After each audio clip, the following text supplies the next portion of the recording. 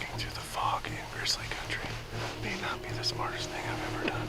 It's pretty quiet too. Don't scream.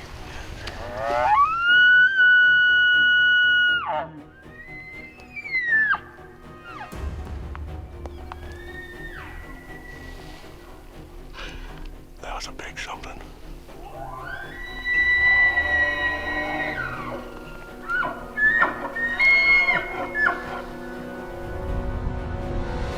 Still a bull with them. Talk about living and dying by onX. And that's something you have to be very careful when you're hunting boundaries, and we were.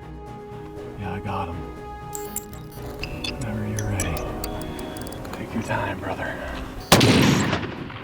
You hit him hard in the shoulder. Reload. He's running left.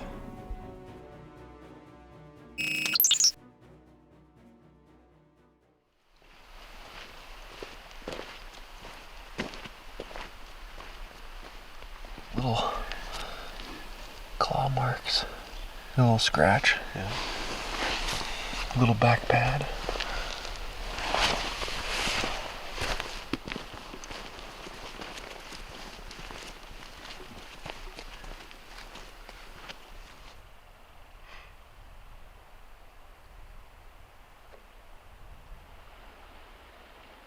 So every elk hunt is a little different. On this hunt, Ike drew a tag and he got to experience several phases of the elk rut and then the post rut when they all group up, which is kind of a unique experience because it seems like this day and age, there's not a lot of tags or hunts out there where you have that much time. I almost had 2 months to hunt. I mean, it was the full September's archery. And then 1st of October, it opens until like the 22nd or 23rd or something of October for rifle. I mean, you see every single phase of the rut.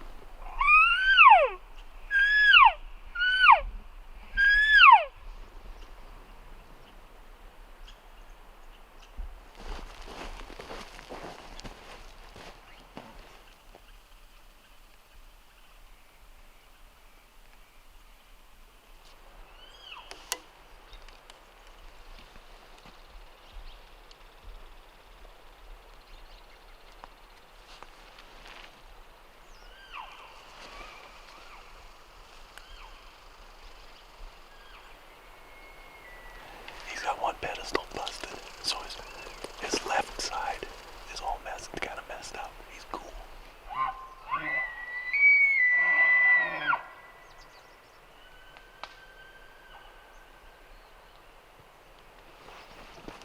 From the beginning, like we had that broken pedestal bull come in on a string early, and you were on one side of the hill, and I just set up. I couldn't stop him. You actually can hear me whistle at him, and I actually said something to the bull before he stopped, and he's at 8 yards. And by then, I had lost all composure, and I shot way over his back at 8 yards because I thought I could stop him at 30, and then you know how it is. Your mind's like, okay, the orange pin. You know, second one down, orange pin, shoot for that. Well, that's 30 yards and not 8. You got to experience a little bow hunting nerves up close. It can really get you, huh? But and then, you know, and I missed another bull with my bow. I was all sorts of a mess. It was all sorts of a mess. It was good though. It was a lot of fun. We saw a ton of elk.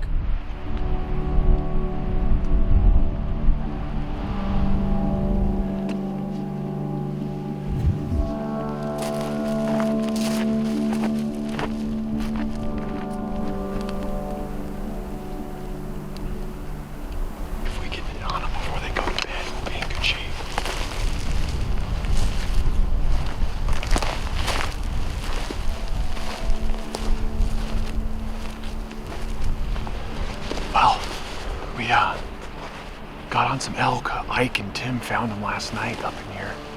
And we can hear some distant bugling, and so we're kind of just running and gunning. And We got the wind. The wind is perfect. Great wind, yeah. Lots of smoke. Yeah, it's blowing in a cold front. So see if we can't bomb around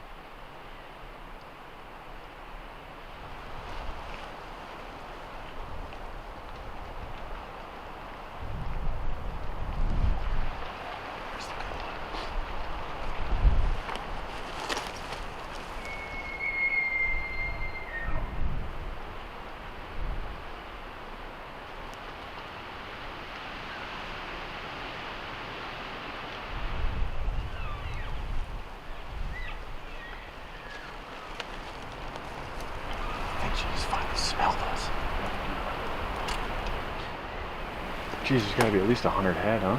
Yeah. Can you believe how many spikes are in there?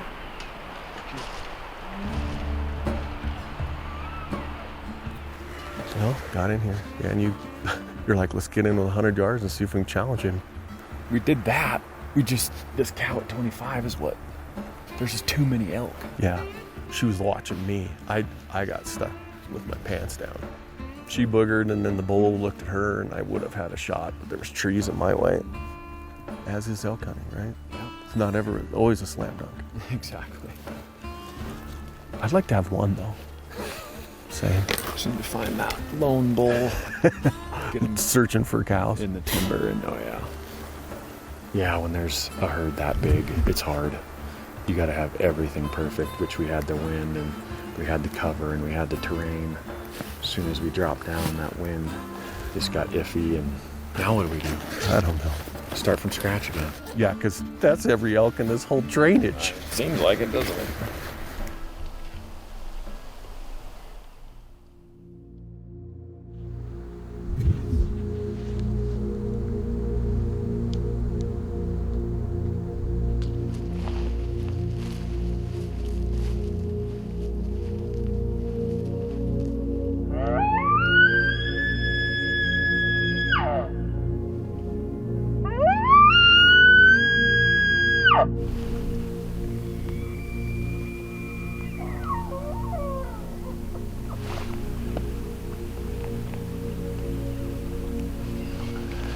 So we got bulls all around us. It's getting dark.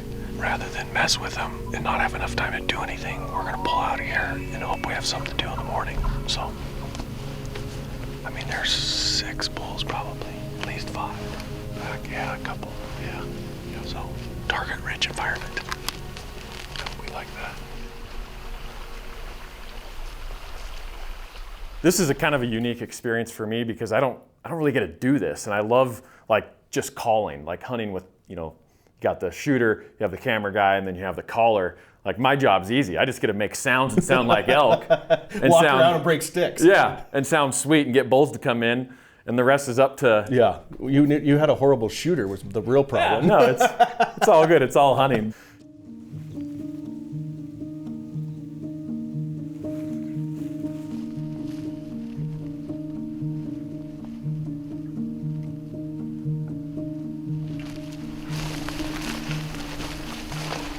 Walking through the fog in Grizzly country may not be the smartest thing I've ever done. It's pretty quiet too. No bulls screaming yet.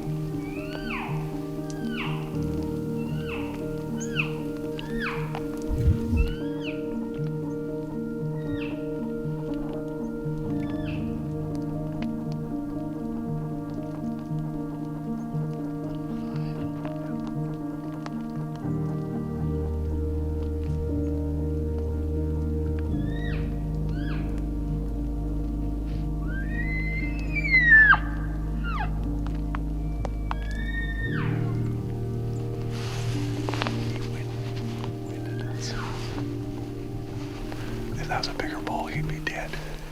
That worked like frickin'. He stood at 30 yards. It did? Yes. He's that little raghorn we saw last night. I heard him. Like, did he come galloping? He's like running. Ran off that hill like full sprint. Was this one bugling? Yeah. Well, that worked on a little bull. Now we're gonna go up a little further where there's our growler and see if it'll work on a bigger bull.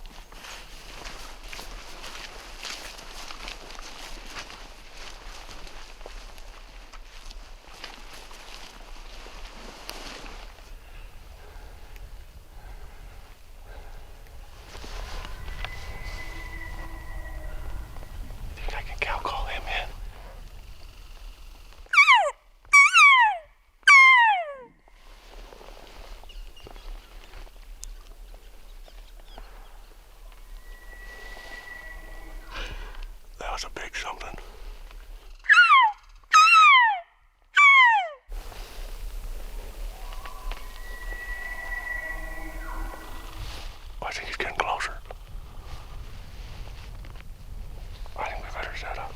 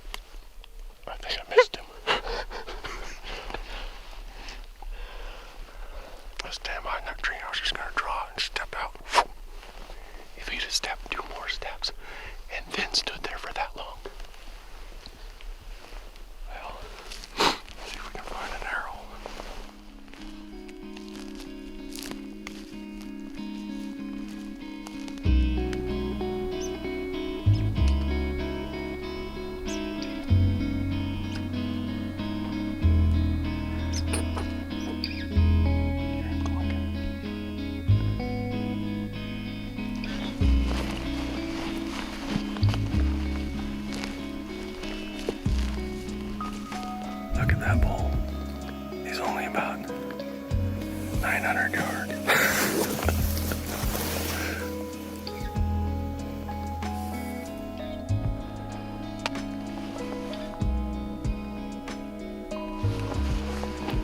And they're just gonna go in there. I don't know if they'll go in there. They'll probably just go into that timber and just chase the sun all day, would be my guess.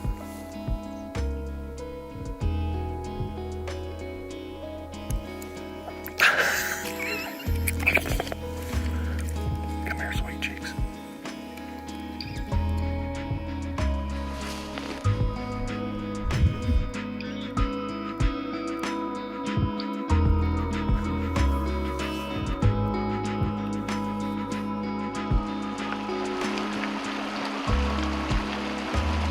We saw this bull this morning.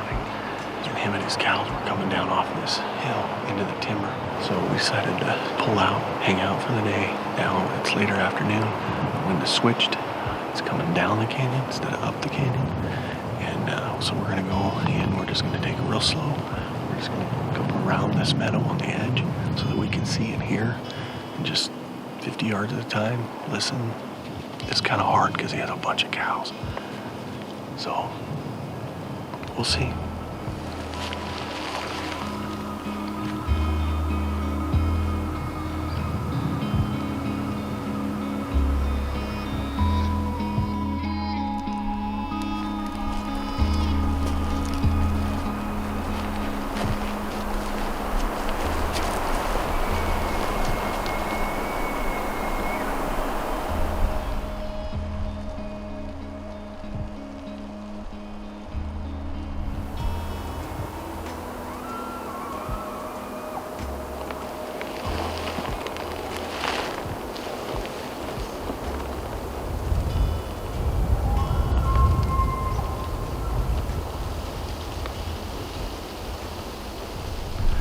Well, as with hunting, we came in here, he was bugling, we got in close, and they just quit talking and probably left. I don't know if they winded us or if he pushed them up over the top of the ridge into the next drainage. I don't know.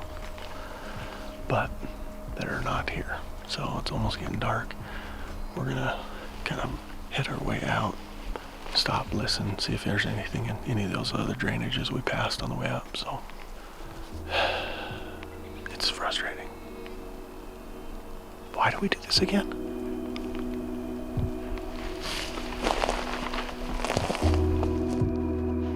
At the end of archery season, it's a double-edged sword, or bittersweet, I guess you'd say. I almost never get to hunt the opener of rifle, because we do a thing where we give away 6 hunts to our Tag Hub winners and 1 hunt to our EBJ subscribers, our bow hunting subscribers. So if you subscribe, or you get a buddy to subscribe, your name gets put in the hat multiple times, and we draw out of that a hunt winner, and we take them to Colorado. That trip is always the last few days of September and the first few days of October, and it has been for 30 years. It's fun because I get to go down elk hunt some more, get to go hang out with cool guides, and get to hunt with hunt winners, but I always miss the end of it. And so we left the archery, and then I didn't get to hunt the first couple weeks in October because of other hunts, and then I came back. That time of year, those elk come out of the hills, and they're still in groups, but they're in a more pinyon pine country. And so we were able to find them, and then the first night of rifle season, actually I found them for a couple days, and I couldn't get them off of private land on a public land where I shoot them. Then you showed back up, said, hey, I think we can get in here, pulled up the Onyx, and was able to find one little tiny chunk that touched the county road of state section. And the next morning we were able to go in and see a ton of elk. Holy cow, ton of bulls. Yeah, that's crazy. They're acting like late season elk, grouped up, or like pressured elk. And it's not like the unit gets that much hunting pressure, but it gets enough. Yeah. And we had there's deer hunters in there at the same time too. Yeah, and cow hunters, right? Yep. I mean, at some point. Yep. And so there's a lot of pressure, and so they do get grouped up, and there were some storms, and those elk do come out of the mountains in the storms. But talk about living and dying by Onyx. Oh man. And that's something you have to be very careful when you're hunting boundaries, and we were.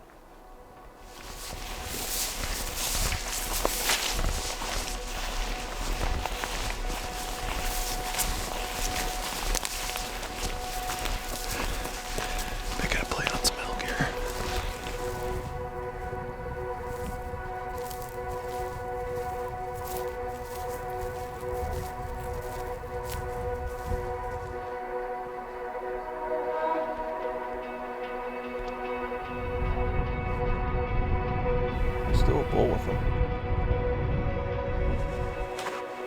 So we have this herd of elk, and they're moving off private through some public, some state, BLM, and then they're bedding on private again, essentially. Yes. But we're right place, right time, and I remember like studying my Onyx, and I'm ranging, and like, okay, we have this yardage left of state. I'm like doing my measurements. And there's no fences. No, I mean, no, it's there's state nothing. land into private, and we were close. A couple hundred yards is all. So it was fun. It's elk hunting. And that was like a difficult part of it too, that you don't really have to deal with very often, but we're looking at several 6 points and judging them up on the fly. Yeah. And it's not like we have to kill the biggest bull on the planet, but we want to do the best we can for the situation we're in. Right. And we're picking them apart, looking at back ends and looking at front ends and width, and like, okay, this bull's off the list and this one's off the list. Now this guy's got to get clear, and what about this one? He's grouped up with a bunch of cows. This one's blown up, because it's late season. So I think one of those bulls was missing like a third or something. Yep, it busted. Yep, busted off. Jessica.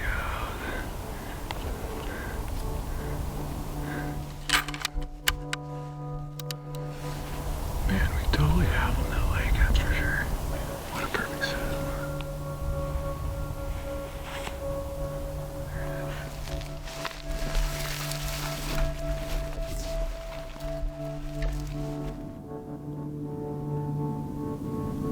Looks like he's got long beams. Yeah, but he's facing away, so it's hard to tell.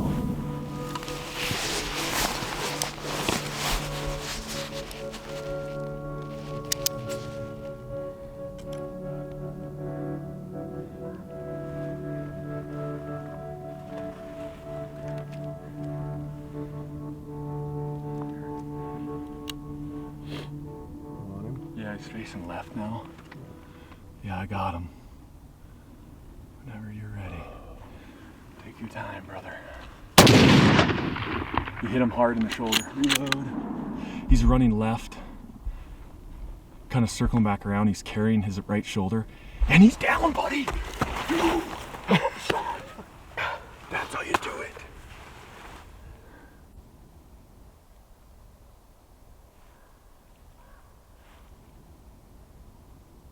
They're all looking at him like, hey, what happened to Bob? Bob doesn't look very good. Bob? Hey, Bob. And that's, folks, is why you shoot a 300 on elk.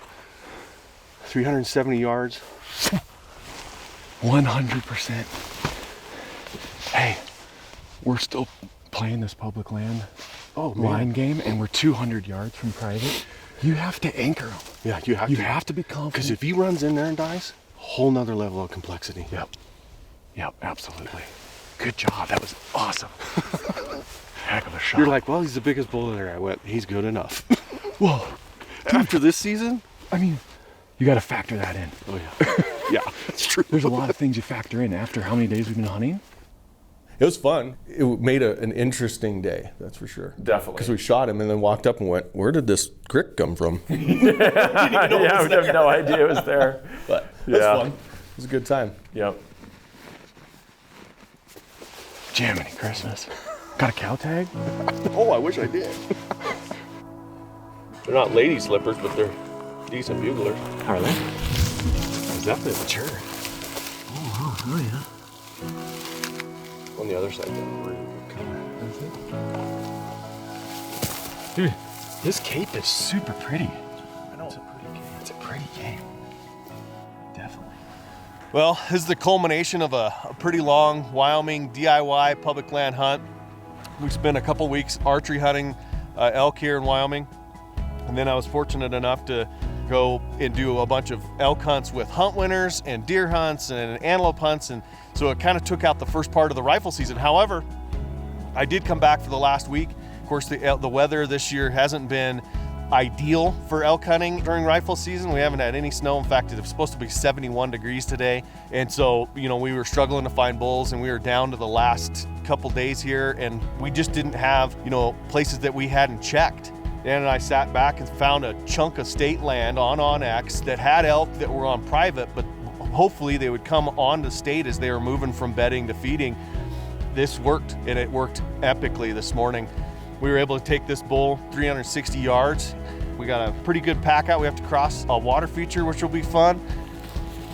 Yeah, who put this here?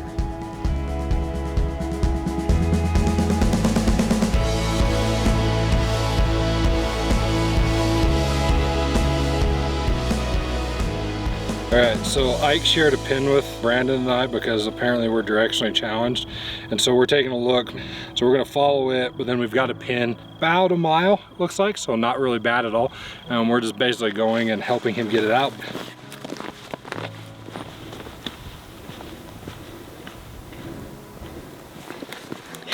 This is where Wingman comes in.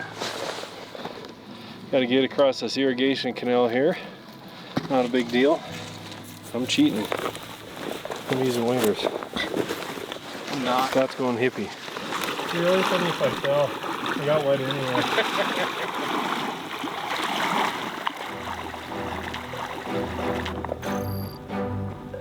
I didn't know the canal was there when we brought him.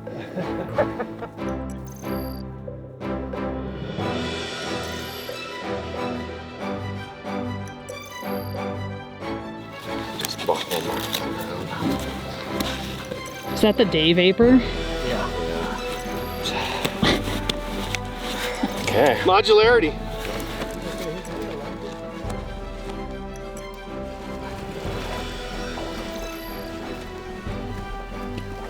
I got stuck in the mud.